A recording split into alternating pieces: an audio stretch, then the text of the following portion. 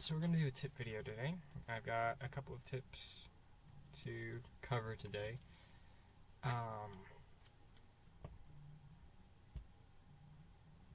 So let's go ahead and just jump right into it.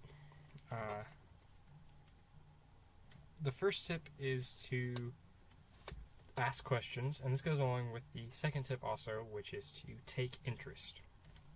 These two things have to be done together. If you're not interested in a deduction that you're making, you're not going to be willing to put all the effort that you have into solving it, into figuring it out. You're going to miss things, which is why I like to think that no deduction is too small. Just looking at a person is a challenge. Always second guess yourself. As an example of this, I will relate a small experience that happened to me recently.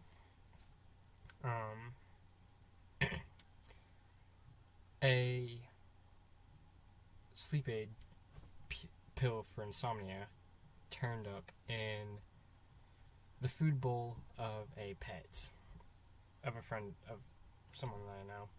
And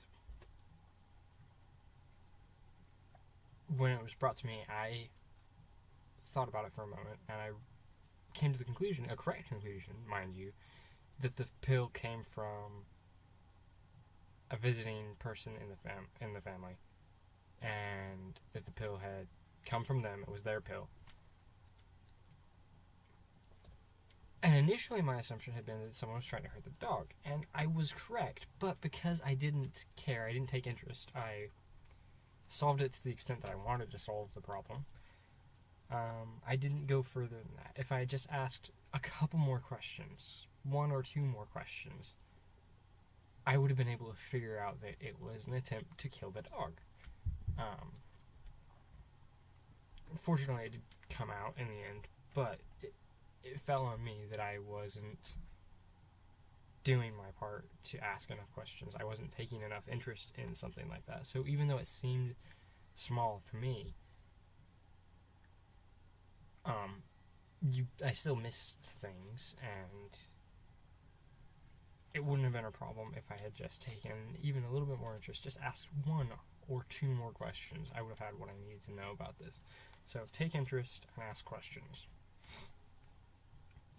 If you're not interested in the subject, don't try to solve it, because you'll miss things that way. And then don't be too secure in your deduction. Don't feel like you know what's going on. Don't feel like you just know what's going on. And I'll give another example of this one, another personal example. As you probably figured out, I am a fan of Marvel movies. And upon seeing Spider-Man Homecoming, I was not expecting the plot twist. Spoiler alert for anyone watching who wants to see that movie. There was a plot twist in the movie about the Vulture. And because I know so much about the Marvel comics, the classic comic books, already, I didn't expect them to change something that they changed with the Vulture. And when it was revealed, when he opened the door, I was shocked by this moment of, wait, what happened?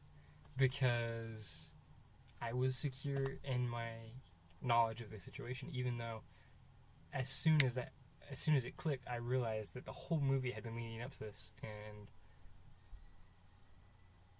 I had missed everything that I normally would have figured out. I'm great at figuring out movies before I get to the plot twist.